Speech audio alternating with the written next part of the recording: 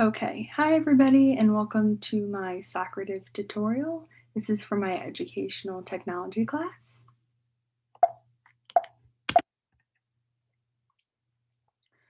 So basically Socrative is an online program which teachers can create questions for the students to give them different assessments or play games with them. It's very similar to like a Kahoot, if anybody's heard of that.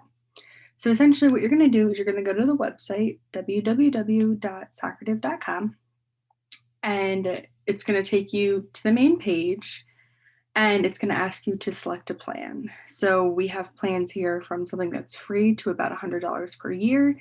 Each plan comes with something different. I personally like to use just the free one because it allows up to 50 students, one public room, allows you to do like on the fly questions, space race, and launch one activity at a time, which for me is just perfect, but some people like to have different ones. So there's the options for the plans. So you're going to choose a plan, and then it's going to ask you to log in.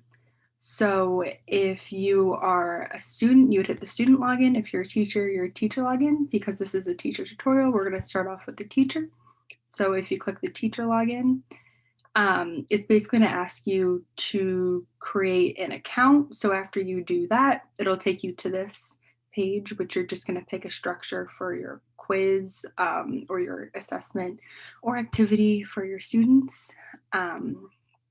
And so as you can see here, we have listed, you can do a quiz, space race, exit ticket, and then at the bottom you have the different kind of structures of the questions that you could choose. So just for an example, I chose quiz, and there's an automatic quiz that pops up, and that's the world facts quiz. So when it's time, if your students want to do that, they would click on it and take that quiz, and you would be able to view their answers. So if you click on the quiz, it'll tell you what basically the structure is of it, and you can choose that. So you could do the instant feedback, open navigation, or teacher paced. Essentially, each one of them is just a different kind of combination of these on the side here. So as you could see, I chose to do instant feedback and open navigation. So it requires students to have their names, and then it'll show feedback once they click the question. So this is basically your results page. So after the students take the quiz, you can be able to see sort of where the trends are amongst the class, which will be right here where it has the 1 through 5.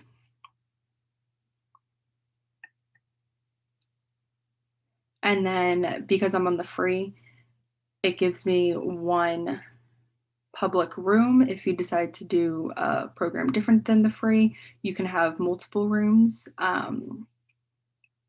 So yeah, this is the code that the students would use when they go to login.